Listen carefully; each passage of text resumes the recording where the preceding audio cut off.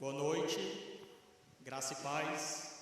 Muito feliz por estar aqui nesse momento dirigindo essa programação, que pelo convite da Laira, agradeço demais. Glória a Deus por isso. Agradeço a visita de todos aqui presentes, os que não estão presentes, que o Senhor sabe o motivo, que glorifiquem com a gente, que louvem e edifiquem a palavra. Eu vou agora orar e logo após eu vou passar o momento missionário para o Paulo Júnior. Oremos. Senhor nosso Deus, nosso Pai, Senhor, muito obrigado por estarmos aqui na sua casa, glorificando o seu santo nome, Senhor. Como é bom aprender dos seus ensinamentos, da sua palavra, Senhor. Eu também peço pelo momento missionário, Senhor, que seja edificador, que possamos contribuir e propor esse momento edificante, Senhor.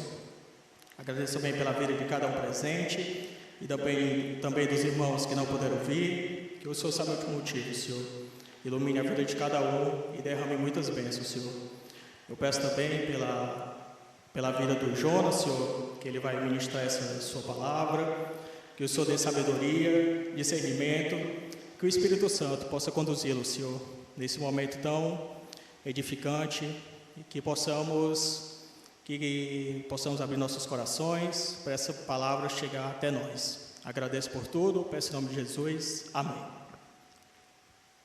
Paulo Júnior.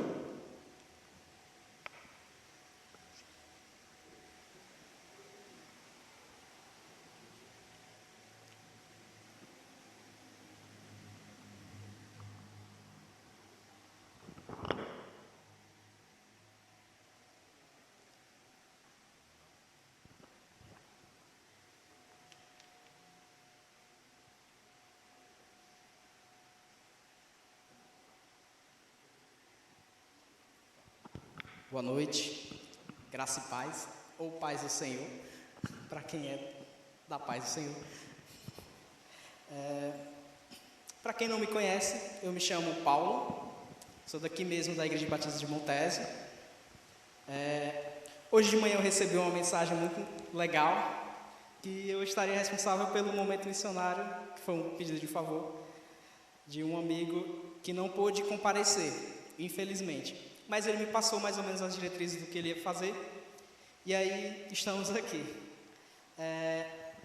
A gente vai falar hoje sobre agências missionárias que estão à frente da formação e capacitação de cristãos para o campo missionário.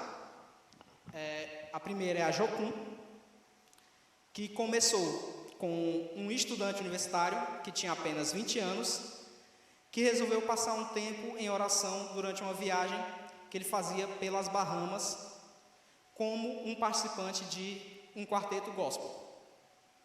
Enquanto ele estava lá deitado na sua cama, ele diz que enxergou o que ele chama de filme mental. Ele viu ondas gigantes sobre o mapa do mundo, e essas ondas elas se transformavam em milhares de jovens que se espalhavam por todos os continentes do mundo, proclamando as boas novas de Jesus. Então Lauren, que é o nome dele, ele falou: "Pode falar, Senhor, estou ouvindo." Ele se dispôs a ouvir o que Deus estava querendo dizer. E essa ideia radical de que jovens podiam ser missionários pelo mundo todo ficou guardada na cabeça daquele jovem.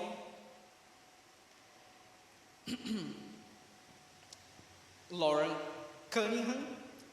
Durante 4 anos ele ficou maturando essa ideia, e no ano de 1960 ele fundou uma organização onde aquela ideia estaria expressa no nome de Jovens com uma Missão, que a gente chama hoje de Jocum. E ela é uma das maiores organizações cristãs missionárias do mundo. Então a história que começou e acabou crescendo, se tornando hoje uma das maiores organizações de evangelismo no mundo, começou com um jovem como nós. A outra missão é Missão Novas Tribos, que começou lá no ano de 1946, com um cara chamado Lyle Sharp e a família dele, enquanto eles viajavam para cá, para o Brasil, a bordo de um avião chamado SS Del Aires, que era um avião cargueiro para 12 passageiros, e ali, durante aquela missão, eles foram considerados os primeiros missionários da missão Novas Tribos, a obterem o visto aqui no Brasil. E aí, em março de 1947, Lyle Sharp e seu amigo Clyde Collins conseguiram se reunir com o Marechal Rondon para falar dos planos que eles tinham de trabalhar com os indígenas aqui no Brasil. Então, o Marechal respondeu que era algo necessário.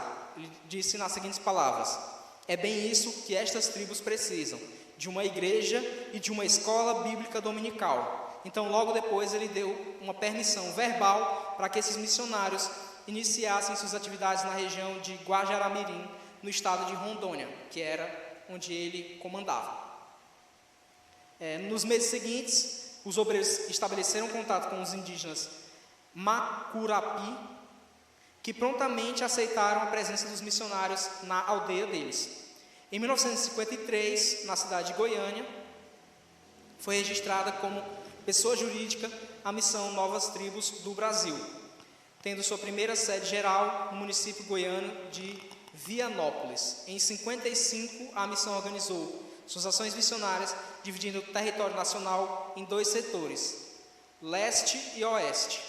E anos mais tarde, a administração da missão foi estruturada com a formação de 3 conselhos, tendo um presidente sido eleito por esse conselho. Hoje, a missão Novas Tribos do Brasil está presente em mais de 40 etnias, 2 países da África e 1 país da África, com um total de 102 igrejas estabelecidas pelos missionários, todas com liderança indígena, com cerca de 5.350 crentes professos.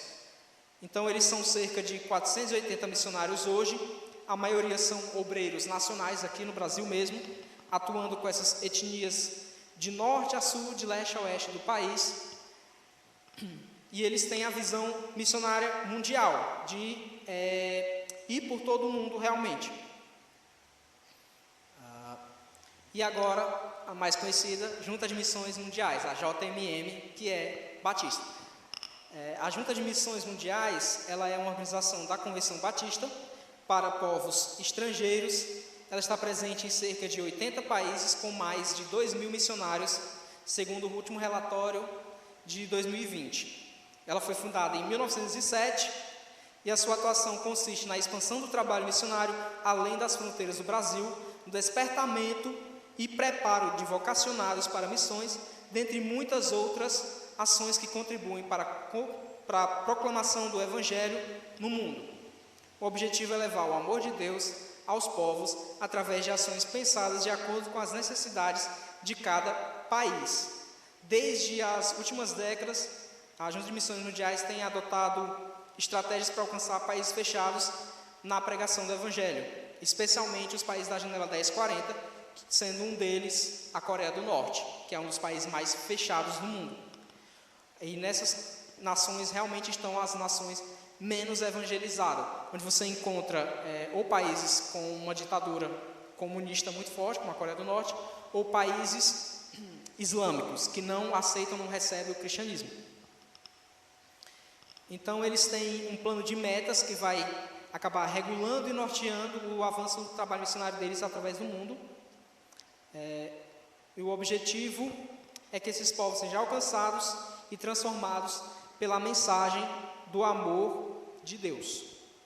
Então, eu separei alguns motivos de oração, sendo alguns deles relacionados a cada uma das causas. Seguinte, vocês vão orar pela Jocum. Eles têm um projeto missionário com crianças que ajuda na prevenção e no amparo desses menores em situação de risco. Então, durante muitos anos, eles têm mantido casas e abrigos em Belo Horizonte para essas crianças.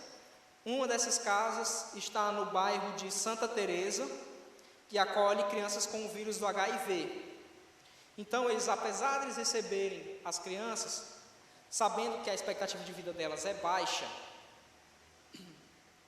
eles têm feito temporadas E aí, durante os últimos 10 anos, não ocorreram mortes de crianças ali.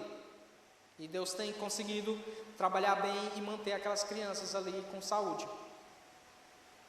Então, o pedido é para que vocês orem para que Deus esteja cuidando daqueles irmãos à frente daquela casa, para que eles busquem sempre se capacitar para estar juntos ali, cuidando daquelas crianças e levando elas ao Evangelho. Beleza? A missão Novas Tribos. Como a gente está no contexto de pandemia, no ano passado eles tiveram muitas baixas de irmãos que faleceram e de trabalhos que tiveram que ser parados por conta da pandemia. Alguns governos estaduais tiveram que pedir para eles saírem, alguns países pediram para os missionários voltarem para os seus países de origem. Então, alguns voltaram, conseguiram já voltar, e aí eles têm recebido essas autorizações.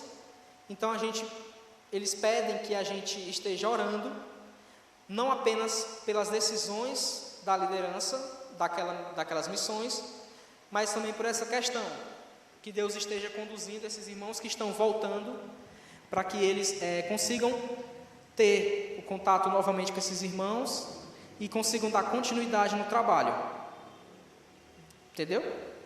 Beleza.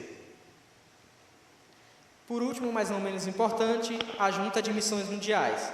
Eles pedem para que a gente interceda pelo trabalho de tradução e distribuição da Bíblia, para que Deus guie os missionários constantemente nessa obra. Então, como a gente viu, eles têm trabalhos em vários lugares do mundo, em várias línguas. Então, esse trabalho de traduzir a Bíblia é muito importante, e eles pedem que a gente ore por isso. Então, beleza. Glória a Deus por esse momento tão impactante. E talvez muitos não saibam, mas toda a programação sempre tem esse momento missionário, que é para orarmos para os missionários, para os irmãos também, que serão impactados na palavra, e sempre fortalecer essa obra que é tão enriquecedora. E agora eu vou passar para o momento de louvor, que é o Samuel.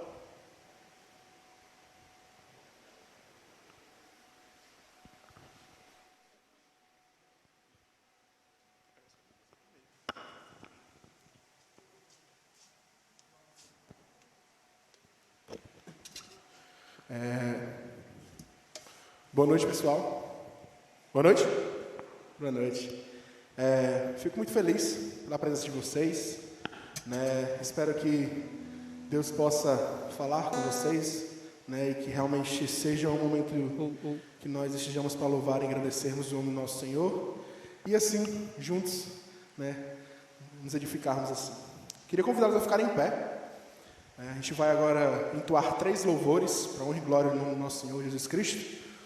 O primeiro é Senhor, te quero. Só uma pergunta, quem aqui conhece esse louvor? Vai estar aqui, então, aqueles que não conhecem ou que não lembram a letra, que possam cantar juntamente conosco esse louvor. Louvemos. Contei.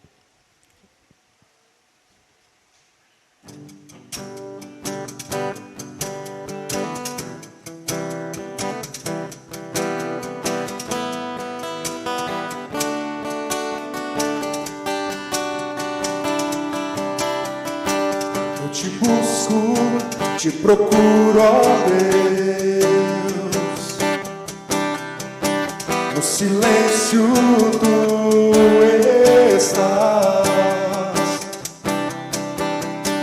Eu te busco, toda hora espero em ti. Revela-te a mim, conhecer-te eu quero mais. Senhor, te quero ouvir tua voz. Senhor, te quero mais.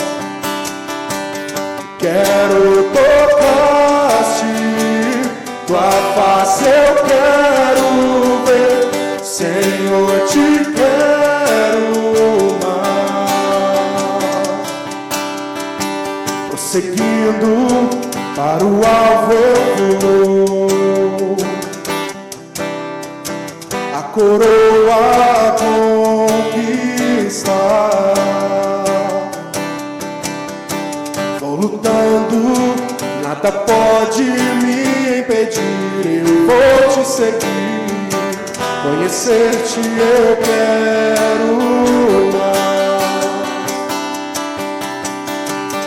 Senhor, te quero ouvir tua voz. Senhor, te quero mais. Quero tocar-te, tua face eu quero ver. Senhor, te quero mais.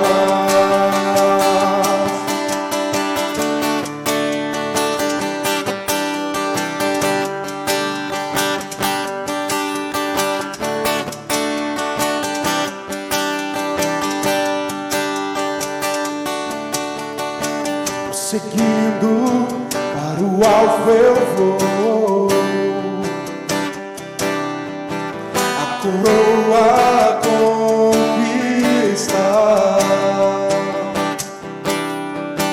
Vou lutando, nada pode me impedir. Eu vou te seguir, conhecer-te eu quero mais. Senhor, te quero ouvir tua voz. Senhor, te quero mais. Quero tocar-te, tua face eu quero ver. Senhor, te quero mais.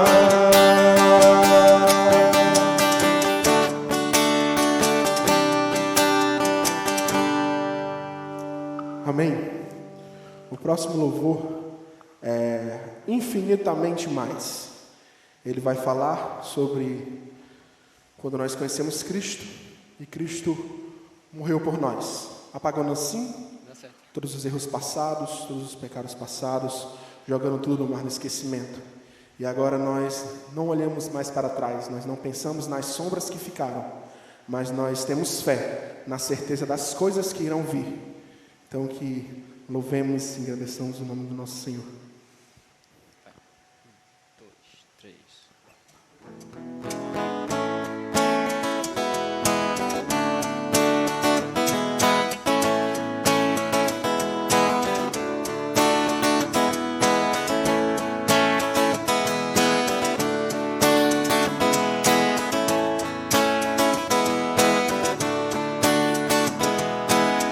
Se eu olho para trás não vejo mais nada.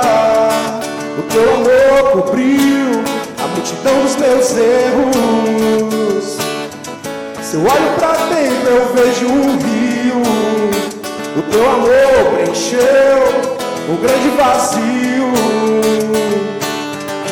Não há sombras do que um dia já foi, só certezas do que ainda virá.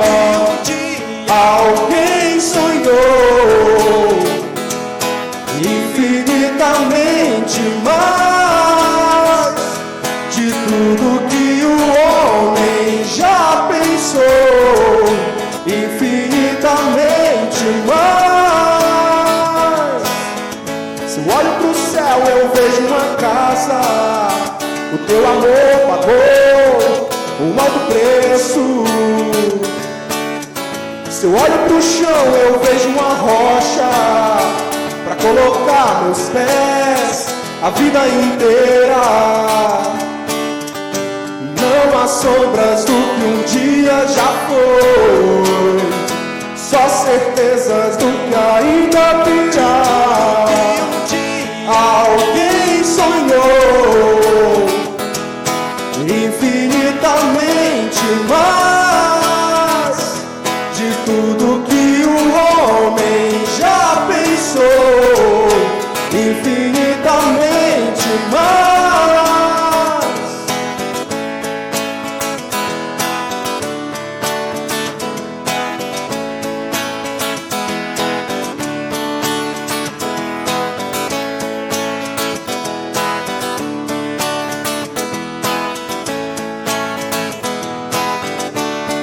de tudo que um dia alguém sonhou, infinitamente mais de tudo que o homem já pensou, infinitamente mais de tudo que um dia alguém sonhou, infinitamente mais de tudo que o homem já pensou, infinitamente mais.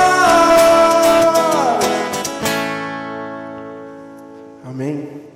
E para encerrarmos o último louvor, tem por título Poder para Salvar.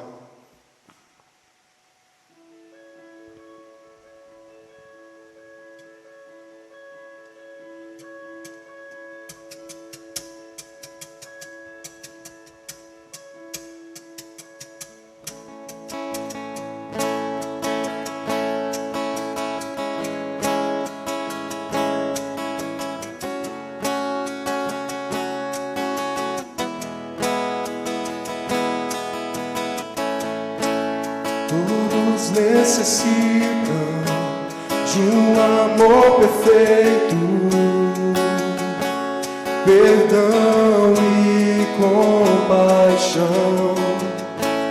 Todos necessitam de graça e esperança, de um Deus que salva.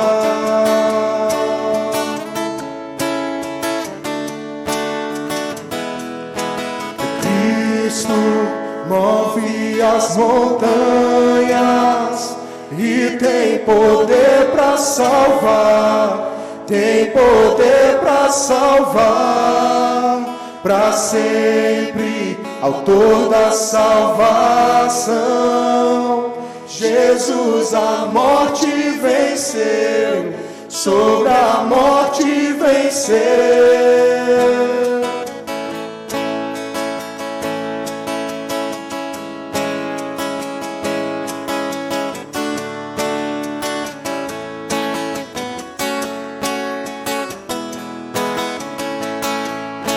Aceitas com meus medos, falhas e temores, enche meu viver, a minha vida entrego pra seguir teus passos e a ti me rendo.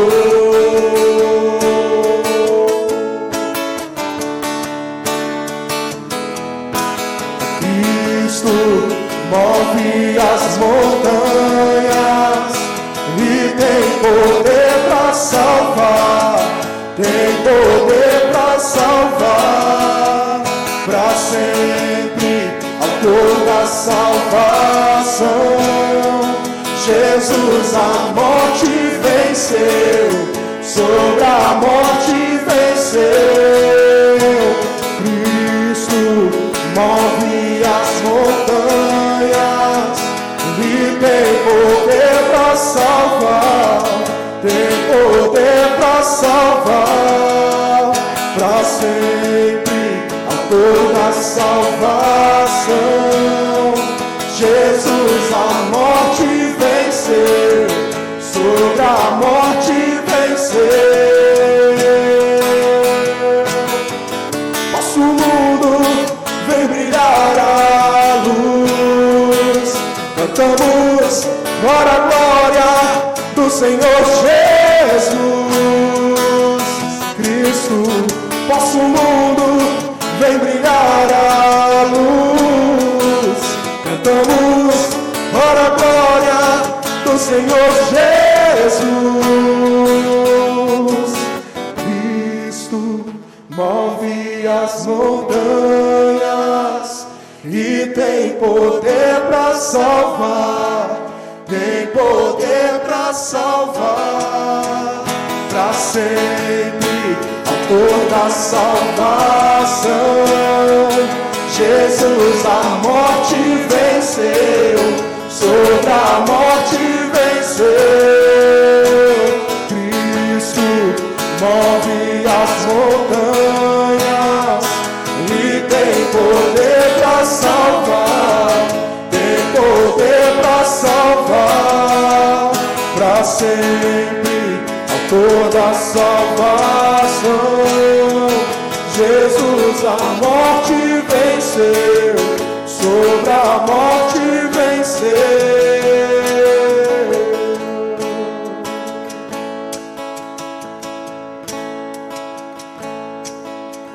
Senhor maravilhoso Deus e eterno Pai, nós te agradecemos, Senhor, por mais esse momento de louvor que nós tivemos aqui, mais um momento durante a programação. Pai, que o Senhor possa ter ouvido os nossos hinos que foram entoados, os louvores que foram entoados e cantados por nós, e que Ele possa chegar até a Ti, Pai. Então é assim que eu te oro, eu te agradeço, sei com todos nós e com o restante da nossa programação. Em nome de Jesus, amém.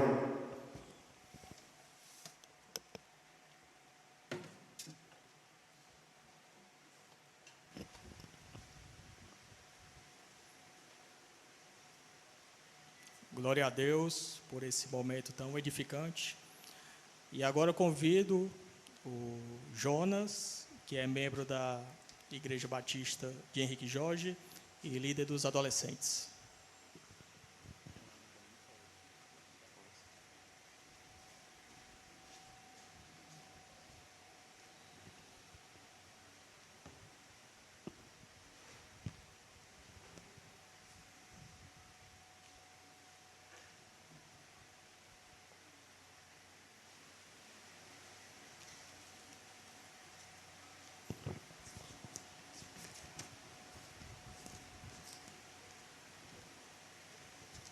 Abra uma Bíblia, por gentileza, no livro de Eclesiastes.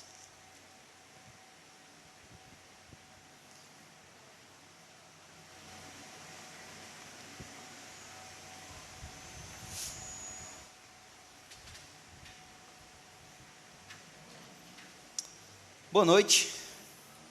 Queria que vocês pudessem deixar a Bíblia de vocês aberta no livro de Eclesiastes. Já a gente vai caminhar para ele. Agradecer a Larissa Dantas pelo convite, toda a juventude da Igreja Batista do Montese. Obrigado pela confiança.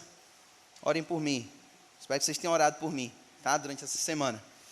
Eu queria já iniciar dizendo, e é necessário dizer, que todos nós somos mochileiros nessa vida. A gente viaja nessa estrada em busca de alguma validade de nossa existência. A gente está sempre buscando algum sentido para aquilo que vivemos nesse mundo caído. Os motivos para essa inquietude da alma, que se demonstra em viagens na busca de sentido, podem ser variados. Pode ser o seu complexo de inferioridade, pode ser a sua solidão, a sua ganância, a sua curiosidade, pode ser o seu desejo por libertação, pode ser o seu desejo por fuga. Podem existir 1 milhão de motivos para você embarcar nessa viagem em busca de sentido. O fato é que todos nós, em algum momento de nossa vida, partimos em busca de algo que valide a nossa existência. E sem saber, a gente acaba vivendo, sem querer, um existencialismo suavizado. A gente, sem querer, vive filosofias assim. Às vezes até um pouco de gnosticismo, a gente busca muito conhecimento na nossa vida. É viável dizer que tudo o que a gente sabe fazer é partir. E não necessariamente a gente precisa de uma passagem de ônibus para estar viajando na nossa vida. Não necessariamente você precisa sair da sua casa para viajar. Você pode dormir do lado do seu cônjuge, você pode dormir na casa da sua família e estar a quilômetros de distância. Você pode vir para a igreja toda semana e desejar ansiosamente pelos seus ídolos. No mundo em que vivemos, a gente exerce uma identidade de pródigo sem saber. Então a gente parte para aquilo que a gente está procurando. A gente está procurando por alguma coisa, por alguém. A gente deseja alguma coisa. Partimos porque precisamos buscar, parece que um pedaço de nós que está faltando. Então, essa estrada, irmãos e minhas irmãs, ela não vai decepcionar, não. Nessa caminhada, nessa busca, dentro desse caminho, dentro dessa estrada, que às vezes o caminho está meio obscuro, a gente tem várias e várias respostas, várias atrações no caminho. E cada placa oferece algo diferente. A gente pode se deslumbrar nessas placas com a fama, com o prestígio, com o poder, com o dinheiro, com o reconhecimento, com as amizades, com a felicidade, com a fascinação. Todas essas coisas, na busca por sentido na vida, elas prometem nos surpreender, só que essas promessas, elas acabam nos frustrando. E se a gente for honesto consigo mesmo, em algum momento de nossa vida, nós vamos perceber que essas coisas, essas paradas, elas acabam não sendo um ponto final, mas mais um ponto de partida. Parece que a gente começa a caminhar nessa peregrinação sem fim, sem sentido. É ou não é dessa forma? Parece que quando nós olhamos para o mundo caído, para o mundo ímpio, que está tudo ao avesso, que às vezes falta-lhe evangelho, é possível perceber que o coração das pessoas está completamente ao avesso. O coração dos terráqueos aí está sempre em busca de alguma coisa, que ele não sabe o que é, mas ele está buscando. Mas e se você encontrasse alguém extraordinário na estrada, e se ele tivesse um mapa para você, se ele oferecesse um caminho, se ele tivesse conhecido cada atração que nós conhecemos no mundo? Ele sabe que isso causa frustração.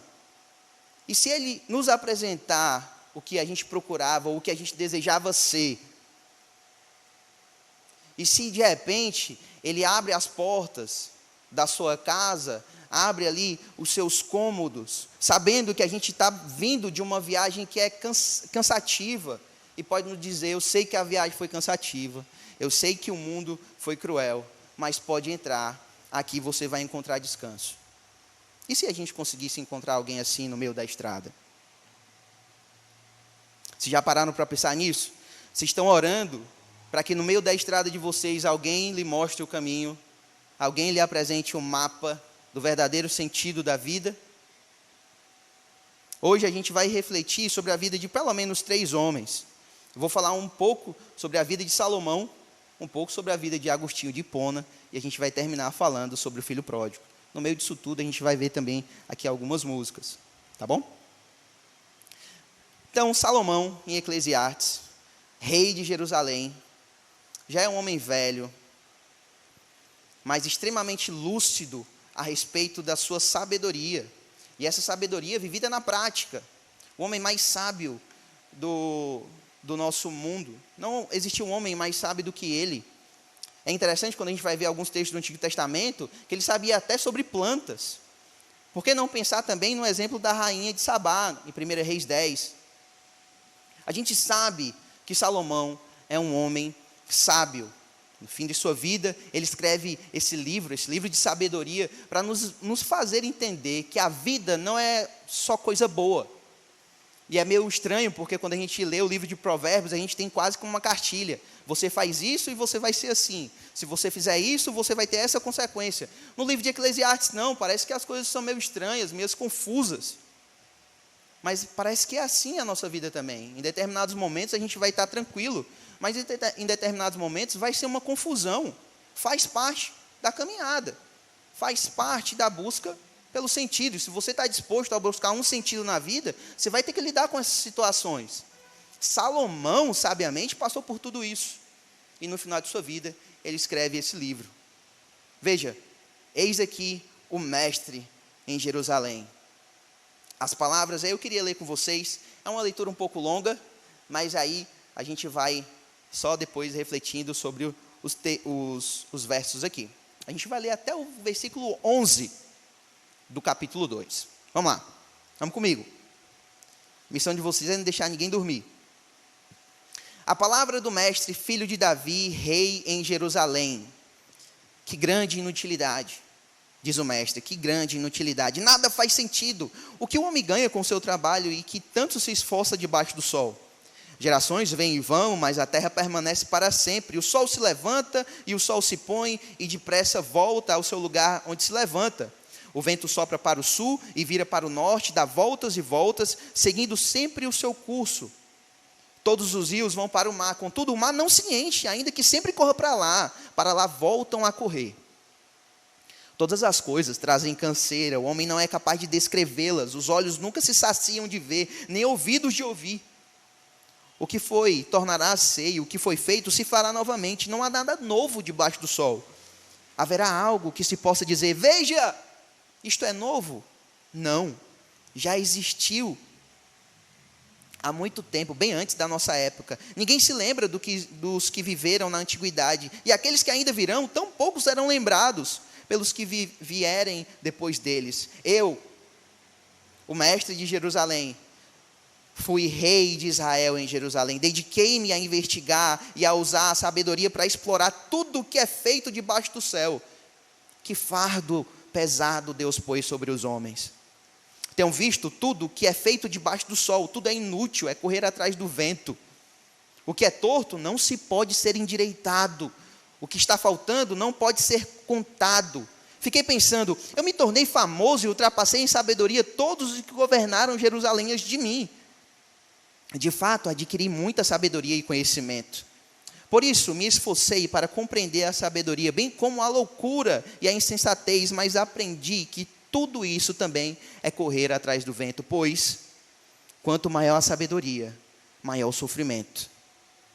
E quanto maior o conhecimento, maior o desgosto. Até aqui, depois a gente continua. Oremos. Ó Deus e grandioso Pai, obrigado pela oportunidade que o Senhor nos dá de mais uma vez abrir o Teu livro. A melhor parte do sermão foi feita, Senhor. A leitura da Tua palavra. Tem misericórdia de mim e me ajuda a interpretar o texto e fazer com que os meus irmãos também entendam o texto. Em nome de Jesus eu te peço isso. Amém. Eis aqui o mestre, acostumado a dar bons conselhos. Eis aqui alguém que é acostumado a receber pessoas ao seu redor, pessoas que vêm de longe para ouvir as instruções que são necessárias para a demanda da vida diária de um homem em Jerusalém, de uma mulher em Jerusalém, de um homem e uma mulher no mundo. Eis aqui o pregador, eis aqui o sábio, o Kohelet, eis aqui esse homem cheio e douto de sabedoria, presenteada por Deus, não por causa das suas forças ou das suas habilidades, mas porque ele foi agraciado, porque ele soube pedir. O que intriga, quando nós olhamos para esse texto, é que um homem sábio, cheio de sabedoria do alto, cheio de experiência na vida, ele diz que nada faz sentido, tudo é inútil. Logo no seu primeiro conselho em Eclesiastes, ele diz que grande inutilidade. Diz o mestre que grande inutilidade, nada faz sentido. O que quer dizer isso? Que ideia é essa que Salomão está nos apresentando aqui? O que é que realmente essa palavrinha rebel, inutilidade ou vapor, inútil, quer dizer? Talvez essa seja uma palavra um pouco difícil de traduzir, mas literalmente diz respeito a algo que é vapor, algo que é efêmero, algo que é rápido como sopro, passa rápido. Sabe aquela neblina que passa logo? De vez em quando aqui, meio-dia, passa uma nuvem que você olha e já passou. Ela faz uma sombrinha, quem é motoqueiro sabe, gosta de uma sombrinha, né? E de repente já passou. Então essas coisas, elas acontecem na vida. Algumas coisas elas passam como vapor. O que Salomão está tentando nos falar aqui é que pela experiência de vida que ele teve, por tudo o que ele conquistou e conseguiu, pelo seu poder, pelo seu prestígio, ele chega no final de sua vida e diz, que grande inutilidade, nada faz sentido, tudo isso é vapor, tudo isso é rebel. Talvez, e só talvez, você esteja buscando alguma coisa ou tentando se agarrar em alguma coisa que seja um vapor, que seja inútil, que seja sopro, que passe rápido. Esse é um dos grandes perigos que a gente enfrenta quando nós estamos caminhando nessa estrada sem rumo, sem sentido e que parece não ter fim, porque a gente está sempre querendo se agarrar nessas coisas. A gente está querendo agarrar o vento. E a ideia aqui é de pastorear o vento. A ideia é que você está sempre olhando para o vento, para onde ele vai, para onde ele volta, você quer conduzir o vento, mas é vento, não dá, você vai cansar, não tem o que fazer. A gente acaba também tentando construir castelos de areia com essas coisas que são efêmeras. Talvez o fascínio, a fama, as conquistas, o sonho, o desejo de ser bem-sucedido, todas essas coisas aqui, elas acabam se tornando ferramentas para que nós possamos aí construir castelos de areia. O que é que acontece com o castelo de areia? Quando a água vem ou quando o vento forte passa, acaba. Engana ou não engana? Quando a gente se empenha em certas coisas que são vapor, essas coisas de primeiro momento não satisfazem, mas elas só enganam. Elas não são perenes. O grande problema é que a gente precisa lidar com essas coisas na vida. A gente precisa assumir que todas essas ideias, toda essa ação do homem e da menina também, fazem parte da fragilidade do coração humano. O que Salomão está tentando dizer aqui é que tudo é vaidade. A gente precisa ter cuidado com esse mundo criado. Porque se não tiver alguém que faça ter sentido, se não tiver alguém mostrando o caminho correto, como nós podemos usar as coisas criadas, vai ser inútil, vai ser vapor. E aí talvez você procure respostas na ciência, para satisfazer o coração. Talvez seja por isso que você vive aí sempre buscando evidências e mais evidências científicas, lendo artigos e mais artigos, procurando teses e mais teses, buscando e buscando, mas no final, quando você conquistar essas coisas, você vai perceber que vai ser só mais um ponto de partida do coração humano. Não é o final da estrada, essas coisas.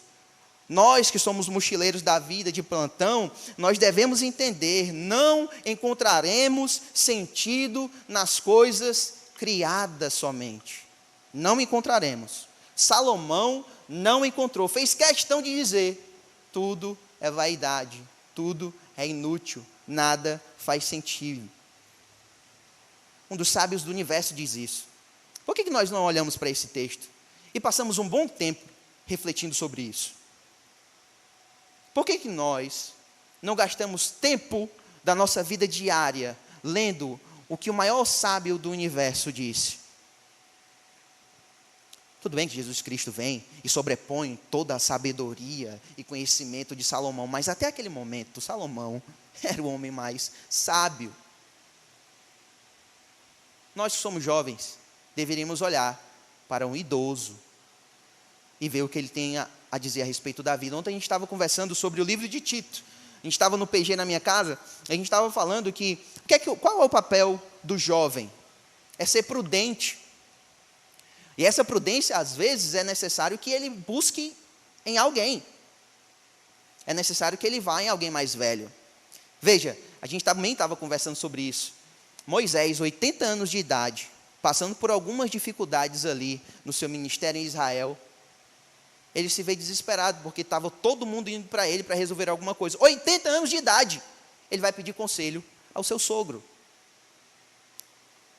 E às vezes a gente não gasta tempo lendo o que esse velho aqui, como diz o pastor Emílio Garófalo Neto, ele fuma ali o seu cachimbo teológico e assopra no nosso rosto. Por que nós não olhamos para esse texto e percebemos essas coisas? A partir do verso 3, ele diz o seguinte: depois que ele analisa, ele faz essa reflexão filosófica extremamente importante para a vida do povo de Israel, ele dá uma olhada agora para aquilo que é prático. O que o homem ganha com todo o seu trabalho, que se esforça debaixo do sol. Ele percebe que as gerações, elas vêm e vão, mas a terra sempre permanece. O sol vai e se põe no mesmo lugar, o vento sopra para um lado, para o outro, mas sempre dá voltas e voltas, parece um looping infinito. Parece que os rios, eles caminham, a gente vê o rio passando por um lado, mas ele sempre vai terminar no mesmo destino, e o mar nunca se enche. Salomão está começando a olhar para a criação e ter algumas reflexões. Olha, e eu fico pensando, será que Salomão não olhou os melhores rios, as melhores praias? Eu creio que sim. Ele não tomou Coca-Cola, mas ele, com certeza, teve ali as suas melhores paisagens. Parece que é assim com a nossa vida. A gente trabalha e a gente trabalha. A gente busca trabalhar. Nós nos esforçamos no trabalho. o que é que parece? Que nada faz sentido, a gente tem que voltar para o outro dia do mesmo jeito. Na próxima semana a gente às vezes tem que fazer até mais e acaba recebendo o mesmo salário. Faz sentido? Para Salomão não, o que é que ele diz? É inútil. Parece que as coisas não se encaixam aqui na vida do ser humano. O que a gente não pode esquecer é que existe graça na vida ordinária do jovem e da jovem cristã. Deus ele vai agraciar a nossa vida por meio da vida ordinária. E eu acho que muitas das vezes a gente está perdido nessa estrada, viajando em busca de sentido, e a gente acaba não aproveitando o que é para ser aproveitado. Sei que a gente tem algumas mudanças interessantes quando a gente consegue o trabalho dos sonhos ali. A gente vai ter mais dinheiro para ajudar as pessoas, a gente vai ter mais dinheiro para, de repente, dar um suporte melhor à nossa família. Mas você não vai parar. Um homem sábio da nossa igreja, certa vez ele diz, até quando um homem está de férias, ele trabalha. Ele não pode baixar a guarda. Aí os marmanjos aqui que querem casar um dia, ou que são solteiros, vocês precisam exercer liderança, vocês precisam cuidar de alguém em algum momento. Não dá para baixar a guarda. O pecado ele está sempre querendo avançar.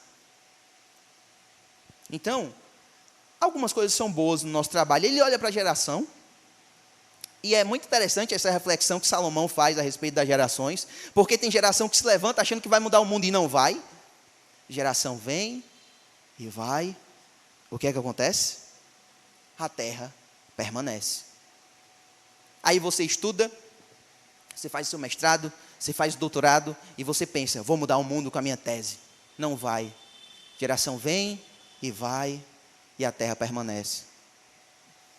Uma vez eu estava refletindo sobre a Coca-Cola. Eu sou viciado em Coca-Cola. Eu estava dizendo para um aluno meu, cara, deixa eu te dizer uma coisa. Eu nasci depois da Coca-Cola, eu vou morrer e a Coca-Cola vai permanecer. Está vendo? A geração passa, algumas coisas ficam. Parece que a gente está sempre querendo gastar a nossa vida com as coisas que são efêmeras, são vapor. Depois ele olha para a natureza, e aqui ele dá um spoiler sobre o que o nosso coração vai sentir, o que ele pode sentir. Ele nos explica que, quando nós olhamos para ela, a gente vê os rios desembarcando no mar, mas não pode enchê-lo. E aí, você talvez esteja, de alguma maneira, tentando encher o mar da sua vida, da sua alma, mas ele nunca vai estar satisfeito, ele nunca vai transbordar, vai ser sempre a mesma coisa. Os rios vêm e vão, mas o mar nunca se enche. Percebe o loop infinito? Por isso que Salomão diz, tudo é inútil, tudo é vapor, tudo é inutilidade, é vaidade. E aí ele continua, a partir do verso 8 até o verso 11. Ele sopra mais uma vez essa teologia no nosso rosto. E a gente percebe aqui nesses versículos que não é difícil de encontrar alguém sendo fascinado pela estética do mundo.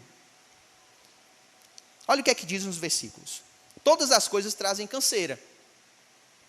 O homem não é capaz de descrevê-las, os olhos nunca se saciam de ver, nem os ouvidos de ouvir. O que foi tornará a ser, o que foi feito se fará novamente. Sabe, parece que nós olhamos para a criação e não conseguimos nos saciar de verdade. Os nossos olhos, eles não se satisfazem, os nossos ouvidos não satisfazem ouvindo a estética do mundo, a estética da criação, que foi feita para ser contemplada. Não é errado. Tem um livro muito legal chamado As Coisas da Terra, do John Rigney. Vocês precisam ler esse livro. Esse livro é muito bom. Notas da Xícara Maluca, Morrer de Tanto Viver, né, Elias? Esses livros, eles devem fazer parte da nossa leitura. Por que não o Filtro Solar do Pastor Emílio? São livros que nos... Acho que é A Graça do Ordinário, alguma coisa assim. São livros que nos fazem entender que o mundo foi feito para ser contemplado. Nós fomos criados para isso. Contemplar o mundo, saber que Deus é um Deus criativo, que fez obras de arte, que construiu um mundo para nós. É necessário que a gente possa se deleitar nesse mundo. O problema é que, se nós colocarmos o nosso sentido da vida nessas coisas, a estética do mundo, a bênção, o presente, a graça que o mundo criado nos oferece, não vai satisfazer os nossos olhos, nem os nossos ouvidos. não tem nada novo. Será que a gente olha para o mundo e consegue encontrar algo novo? Salomão olha para o mundo, percebe algumas coisas, e olha que Salomão via muita coisa legal, hein? E diz, não tem nada novo. Tudo vai se repetir. E eu quero dizer uma coisa para vocês. A gente vai ser esquecido. Você não dura 3 gerações da sua família para ser lembrado.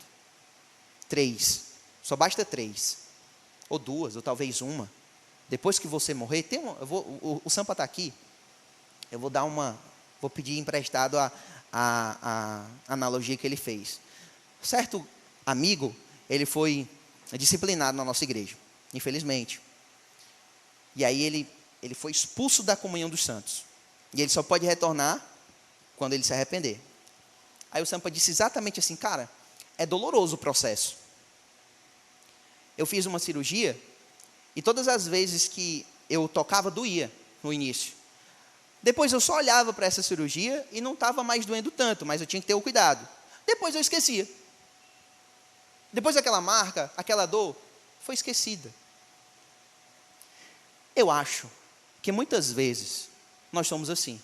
Nós vamos ser esquecidos nesse mundo. Nós somos uma ferida que vai ser esquecida na nossa família. Para Salomão, nada faz sentido.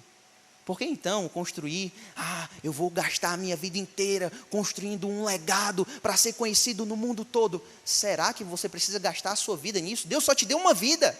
Salmo 90, sábios são aqueles que sabem que a sua vida tem um limite, os seus dias estão contados. Aí você vai gastar a sua vida para no final dela você dizer, nada faz sentido, era só vapor. Eu corri atrás do vento.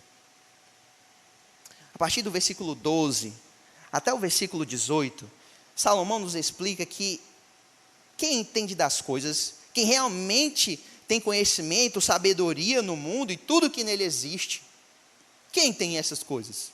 O próprio Salomão.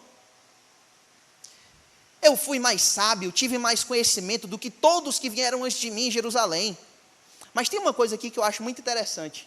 Ele vai dizer assim, o que é torto não pode ser endireitado. Um versículo antes ele diz assim, que fardo pesado Deus pôs sobre os homens. A sabedoria, o conhecimento, a busca por essas coisas, elas não resolvem o problema do nosso coração. Salomão foi o homem mais sábio, que tinha mais conhecimento naquela época em Jerusalém. Os que vieram antes dele, todos. Mas ele percebe que é um fardo, porque quanto mais conhecimento, mais sabedoria, mais dor e sofrimento. Mas você vai entender que as coisas algumas vezes não fazem sentido. Vai doer, irmãos. Se você busca mesmo ser cristão, saiba, vai doer. Porque o evangelho ele não esconde, não mascara a realidade daquilo que ele é. O que Jesus disse, ele disse. E o que ele disse é. E nada passa. Tudo o que ele disse vai ficar. Em que momento Jesus disse que a gente não vai sofrer? Talvez ele não disse quando, mas nós vamos. É necessário que a gente entre no reino de Deus por meio de muito sofrimento. Quanto mais conhecimento, mais dor. Quer buscar o sentido da vida nas coisas? Saiba, vai doer, vai machucar. É um homem douto de sabedoria, que talvez tenha tentado endireitar algumas coisas que são tortas. Atos capítulo 2, versículo 40, se eu não me engano. Pedro está dizendo que no meio de uma geração perversa, nós precisamos manter o nosso testemunho. A ideia ali de perversidade é um povo torto, curvo. Trazendo essa ideia aqui para Salomão, para o livro de Eclesiastes, parece que algumas coisas na nossa vida estão tortas. E por meio do conhecimento, da sabedoria, dessa busca incansável pelas coisas criadas, a gente quer endireitar. Não dá. Porque o que está torto não se pode endireitar. Não dá. Eu preciso citar uma música aqui agora. Eu não vou falar a música em inglês, senão quem fala inglês vai rir de mim. Mas a música do U2 diz exatamente o que nosso coração tenta expressar quando ele se frustra. Eu escalei as montanhas mais altas, eu corri através dos campos, só para estar com você, só para estar com você. Eu corri, eu rastejei, eu escalei este muros da cidade só para estar com você, mas eu ainda não encontrei o que estou procurando, mas ainda não encontrei o que eu estou procurando. Veja, irmãos, nós somos exatamente assim, buscamos, corremos atrás, escalamos as mais altas montanhas e muros da vida, e quando chegamos lá, a gente vai perceber que não encontramos aquilo que estamos procurando. Somos fadados a viver numa estrada sem fim, sem destino, quando não encontramos alguém que nos mostre o caminho correto. Nós vivemos frustrados, nós vivemos cansados. E aí eu preciso citar outra música agora, do Coldplay, Fix You. Quando você tenta o seu melhor, mas não tem sucesso, quando você consegue o que quer, mas não tem o que precisa, quando você se sente cansado, mas não consegue dormir, preso na marcha ré, e as lágrimas começam a rolar pelo seu rosto, quando você perde algo que não pode ser substituído, quando você ama alguém, mas é desperdiçado. Poderia ser pior? Poderia. Dá para piorar? Dá. Uma vida sem sentido. É assim que o nosso coração se sente. Parece que realmente nada faz sentido quando passamos por momentos assim, mas nosso coração, que ainda não se cansa de buscar as coisas nessa peregrinação, ainda quer buscar sentido nas coisas, continua, e continua assim como o coração de Salomão continuou. Capítulo 2. Acho que eu estou um pouco... Estou motivado. Eu disse a mim mesmo, venha, experimente a alegria, descubra as coisas boas da vida. Mas isso também se revelou inútil. Concluí que rir é loucura, a alegria de nada vale. Decidi entregar-me ao vinho e à extravagância, mantendo, porém, a mente orientada pela sabedoria. Eu queria saber o que vale a pena debaixo do céu, nos poucos dias da vida humana. O que Salomão, no capítulo 2, tenta fazer, alguns teólogos chamam ou dizem que ele tentou fazer o céu na terra. Salomão, agora por meio dos prazeres vividos, ou que a vida oferece, ou que ele tinha acesso, aquilo que o seu braço esticado poderia alcançar, ele começa a tentar se satisfazer, a ter prazer nessas coisas. Olha que coisa legal, o vinho, o riso, a alegria, a felicidade, são coisas ruins? Claro que não. Vou citar aqui uma coisa que eu já falei lá na igreja, o vinho não é pecado. Serve como oferta de libação no Antigo Testamento, serve para a celebração de guerras vencidas, serviu na festa do casamento, serviu para a ceia, serviu de remédio para Timóteo. O problema é quando nós nos damos extravagantemente ao vinho. Salomão conseguiu fazer uma coisa que talvez nós não iremos conseguir, que é se deleitar no vinho de maneira extravagante, porém sem perder a sua sabedoria, a sua lucidez. Ontem eu achei uma coisa muito interessante que o nosso irmão André lá da igreja disse. Não ache que você é forte o suficiente para andar na beirada do abismo. Porque quem não quer cair, não anda na beirada do abismo. Eu achei isso sensacional. A gente não pode fazer o que Salomão aqui está se propondo a fazer. Porque ele percebe que é inútil. Ele olha para o mundo, olha para as coisas criadas, olha para a vida dele, aquilo que ele tem acesso. Eu vou experimentar as coisas que tem aqui embaixo do sol. Se frustra. E aí, eu queria terminar falando aqui daquilo que Salomão se propôs a fazer a partir do versículo 4. Ele agora começa a tentar conquistar vários projetos da sua vida.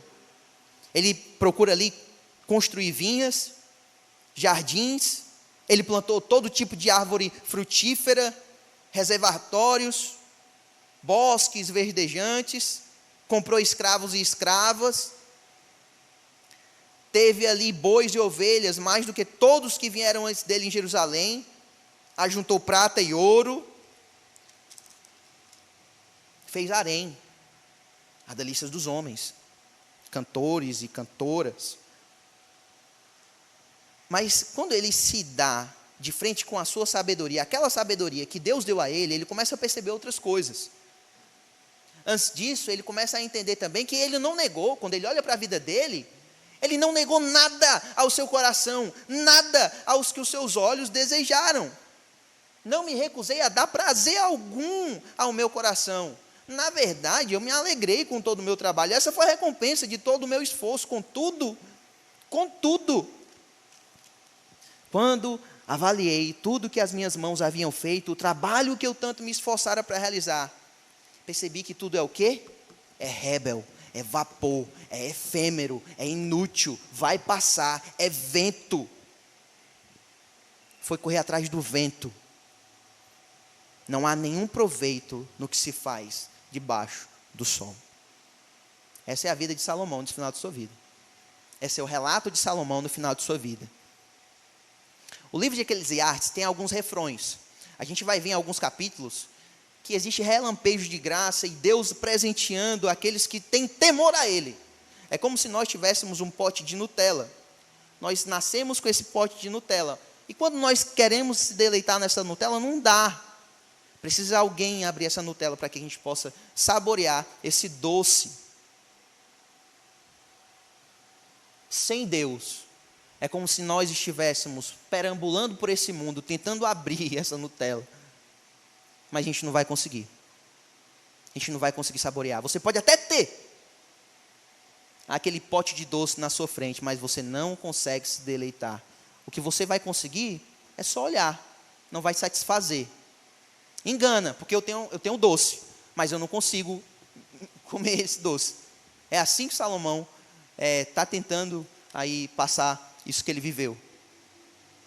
Nós precisamos de Deus. Nós precisamos do Senhor Jesus Cristo. Nós precisamos que alguém pare a nossa caminhada e diga para onde a gente tem que ir, para onde a gente vai e como a gente vai. Semelhantemente, Agostinho de Hipona, em suas peregrinações de Cartago a Roma, de Roma para Milão, buscava felicidade, prestígio, fama, poder, mas à medida que continuava a sua busca, a sua felicidade, a sua alegria parece que ia se esvaziando, escorrendo pelas mãos. Agostinho, assim como Salomão, tentou acreditar que a estrada é vida e que nós somos só mochileiros. Que felicidade é sinônimo de inquietude, de viagem, de partir, de aventura. Mas quando alguém entra em cena, todas essas coisas mudam.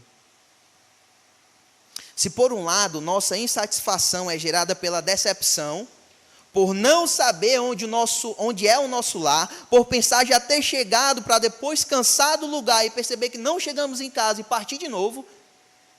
Por outro lado, existe um tipo de insatisfação que só o Evangelho produz, só a mensagem de Cristo produz, só a obra de Cristo no madeiro produz.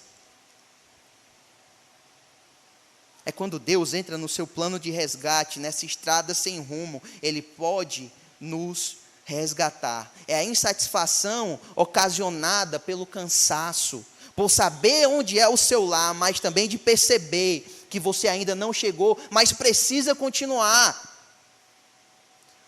O Evangelho, a espiritualidade que Agostinho prega em suas confissões, não tem nada a ver de ser um pó mágico para tirar você da estrada, mas vai mudar a maneira de você seguir em frente. Essa é uma das maravilhas do Evangelho. Tem muita gente por aí, talvez, pregando um tipo de espiritualidade totalmente deturpada daquilo que a palavra de Deus, aberta, explicada, aplicada, nos ensina. E talvez o nosso problema seja hermenêutico, porque não conseguimos interpretar o texto, aplicar o texto e viver esse texto. Irmãos, nós ainda estamos a caminho de volta para casa, e nossa história, ela não é marcada pela saída por causa da nossa rebeldia. Não é.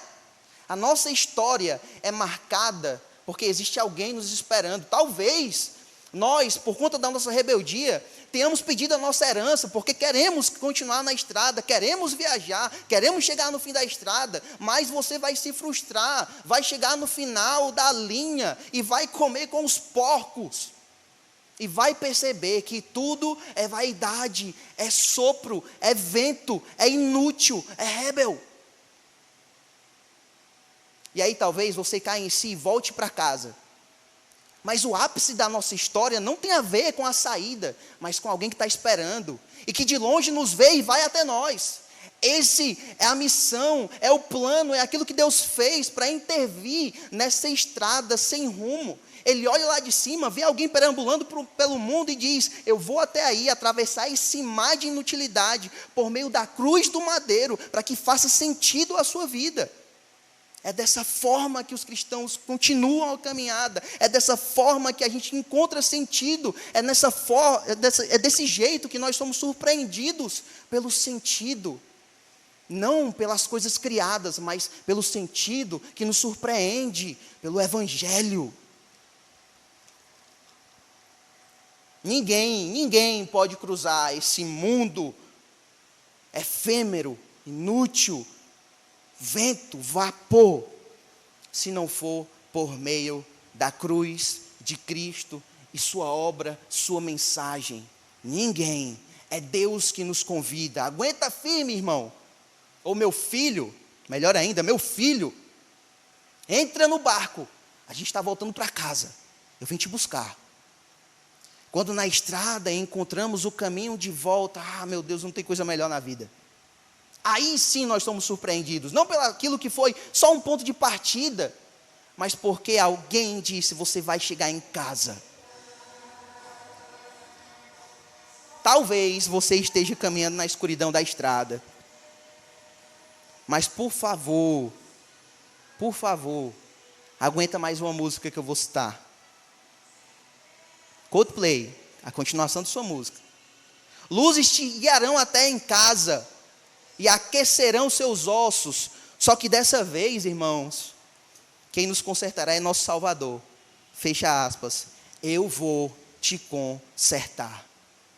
Olha, a gente consegue perceber por meio da graça comum de um mundo caído que a beleza das músicas, a beleza do mundo, das coisas criadas, apontam para alguma coisa. Todas as vezes que paramos por causa daquilo que achamos que é o ponto final, sempre aponta para um outro lugar. O mundo torto não se endireita, mas Jesus promete consertar esse mundo, promete nos endireitar. A gente não pode parar de seguir na estrada. Não pode. Não dá. Não pode dizer não. Não pode parar para descansar. Não dá. Tem que seguir. Caiu, levanta, vai. Mas essa estrada, ela só faz sentido quando nós crermos no Salvador. Só Ele tem as chaves da porta de casa, ou melhor, Ele é a nossa casa. Ele é a nossa casa, Ele é o nosso descanso, Ele é a nossa rocha. Mais uma do YouTube. Eu acredito na vinda do reino. Então as cores irão juntar-se em apenas uma. Juntar-se em apenas uma. Mas sim, eu ainda estou correndo. É só quando nós acreditamos na vinda do reino que a gente percebe que todas essas paletas de cores um dia se juntarão. Até lá nós precisamos continuar correndo na estrada que o Evangelho nos aponta. Na busca por sentido na vida, nós precisamos saber que existe um sentido, e é esse. Atos capítulo 17, versículo 28. Pois nele vivemos, nos movemos e existimos. A Deus toda a glória, para sempre. Amém. Vamos orar?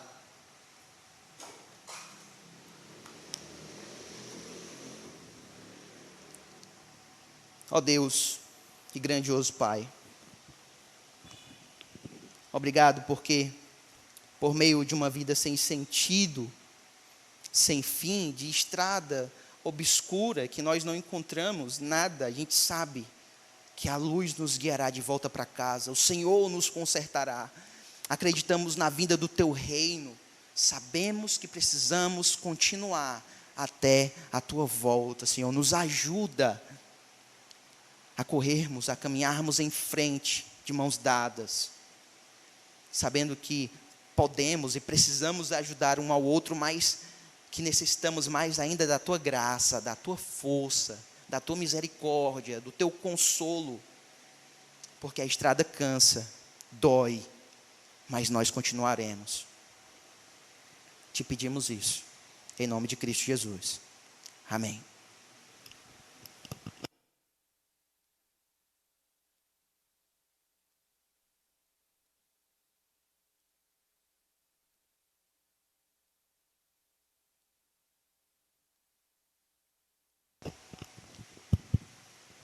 Amém, glória a Deus por essa mensagem tão abençoada, edificante.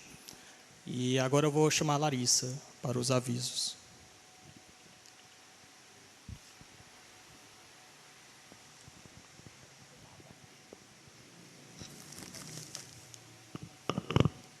Amém, glória a Deus. Obrigada, Jonas, por ter sido instrumento de Deus essa noite para falar aos nossos corações. Creio que todos nós aqui fomos ricamente confrontados pela palavra do Senhor e pelas músicas do irmão U2 e Coldplay.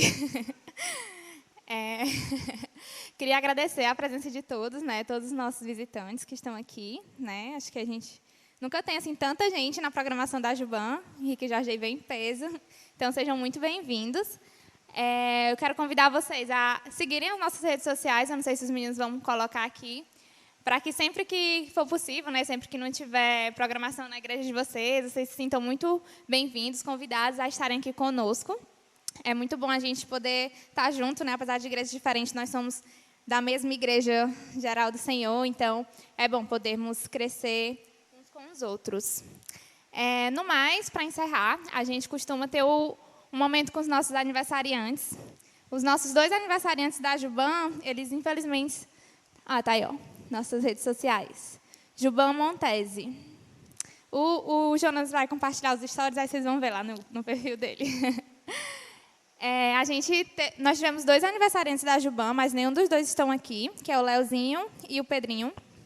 Mas nós vamos estar orando por eles. E eu queria saber se algum dos visitantes aniversariou nas últimas 2 semanas. Ninguém? Não ouvi. Foi. A gente já orou pela Ellen, mas se você quiser ver que a gente ora de novo, Ellen. Presente é melhor. Como você não estava aqui, pode vir aqui na frente. Mais alguém aniversariou? Fique com vergonha não, que ganhou um chocolate. Agora tu vem, né? Então tá bom. Então vamos orar pela vida dos nossos irmãos e para encerrar o momento. Senhor Deus, grandioso Pai, nós estamos aqui, Senhor, nesse momento para louvar o Teu nome, te agradecer, Senhor, porque o Senhor é um Deus bondoso, um Deus misericordioso, Senhor, e porque o Senhor nos confronta, Deus, com a Tua Santa Escritura, Pai. Senhor, que o Senhor possa guiar os nossos corações, Senhor Deus, que o Senhor possa nos ajudar a viver uma vida que te glorifique em todas as áreas de nossas vidas, Paizinho Santo. Obrigada por essa noite, obrigada por tudo que o Senhor falou conosco, Pai, e que a gente venha, Pai, a cada dia aprender a te servir de maneira íntegra, Senhor. Que as coisas vãs desse mundo, Pai, as coisas passageiras, não venham tomar o lugar do que realmente importa, Senhor Deus, que é viver o Teu reino, Paizinho Santo. Que o Senhor nos dê graça, que o Senhor nos dê sabedoria, Deus, porque a Tua palavra nos diz que nós devemos pedir a Ti, Senhor Deus, que o Senhor nos dá. Então, nós clamamos por sabedoria, Pai, porque cada um aqui é necessitado, Senhor Deus, para que a gente venha realmente viver uma vida que Te agrade, que Te honre em tudo que nós somos, Senhor Deus.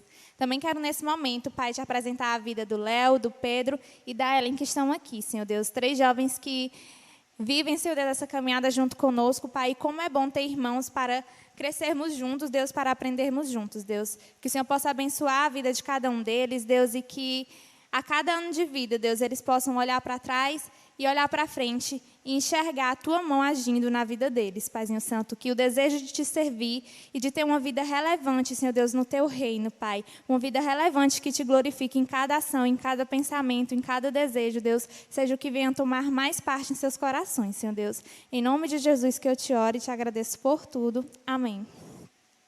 Amém. E estamos encerrados.